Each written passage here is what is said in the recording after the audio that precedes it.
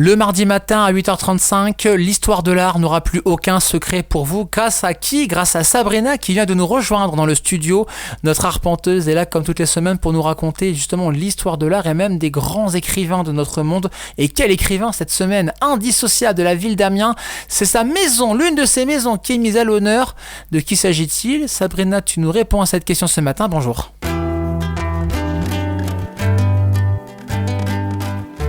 Aujourd'hui, chères auditrices et auditeurs, rien ne sert d'aller trop loin. Restons à Amiens, arpentons les rues de cette ville et partons à la découverte d'un lieu où l'imaginaire a pris racine, la maison Jules Verne à Amiens, aux 2 rue Charles Dubois.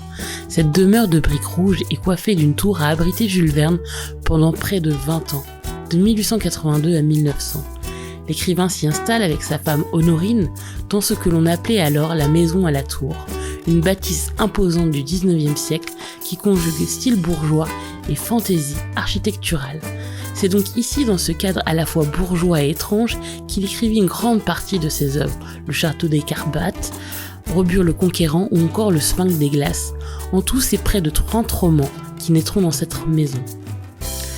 Mais la maison n'est pas seulement un lieu d'écriture, c'est une œuvre témoin du 19e siècle et de l'esprit visionnaire de Verne. On y découvre son cabinet de travail, où on l'imagine penché sur son bureau, entouré de piles de manuscrits, de cartes du monde et de globes terrestres, autant de documents lui permettant de nous emmener aussi bien sous les mers qu'au centre de la Terre.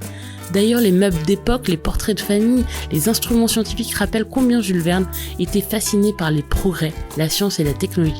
Autant de sources d'inspiration qui ont permis à notre auteur d'être un précurseur du steampunk, genre appartenant à la science-fiction. Pour rappel, la science-fiction est un genre qui consiste à raconter des fictions reposant sur des progrès scientifiques et technologiques obtenus dans un futur plus ou moins lointain. Elle met ainsi en œuvre des progrès physiquement impossibles à l'époque d'écriture, donnant des thèmes classiques du voyage dans le temps, des voyages dans des lieux encore peu maîtrisés par les humains. Pour en revenir à notre lieu du jour, chaque pièce semble raconter une histoire. Le salon, avec ses vitraux colorés et ses boiseries, évoque la bourgeoisie cultivée du 19e siècle. Le jardin d'hiver, entrée principale à l'époque de Jules Verne, cet espace clair disposant d'une large barrière, offre une vue sur la tour de la maison. Les assiettes et poteries chinoises qui ornent les murs ainsi que les plantes sont caractéristiques du goût pour l'exotisme du 19e siècle. La bibliothèque impressionnante rassemble les livres qui ont nourri son imagination. Et du haut de la tour Belvédère, on comprend mieux d'où venait l'inspiration, la vue sur les toits d'Amiens qui ont dû alimenter bien des rêves d'aventure. La maison Jules Verne, aujourd'hui musée, a été restaurée avec soin pour restituer cette atmosphère d'époque. Elle est aussi un lieu d'exposition et de médiation culturelle où l'on explore les liens entre science, littérature et art. En attendant de vous retrouver la semaine prochaine, chers auditeurs, pour un nouveau voyage à travers les arts, je ne peux que vous inviter à poursuivre votre escale amiénoise et à pousser les portes de la maison Jules Verne. Et on va y aller redécouvrir cette maison de Jules Verne. Merci beaucoup Sabrina. Chronique à retrouver en podcast sur happinessradio.fr et vos plateformes de streaming.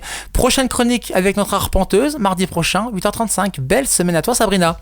Et nous, dans 5 minutes, la culture encore et toujours avec Amélie. Et quoi de neuf, l'agenda culturel, vos événements culturels dans l'Oise et à Amiens, c'est après le retour de votre playlist sur Happiness. La playlist Classic & Hit bien sûr.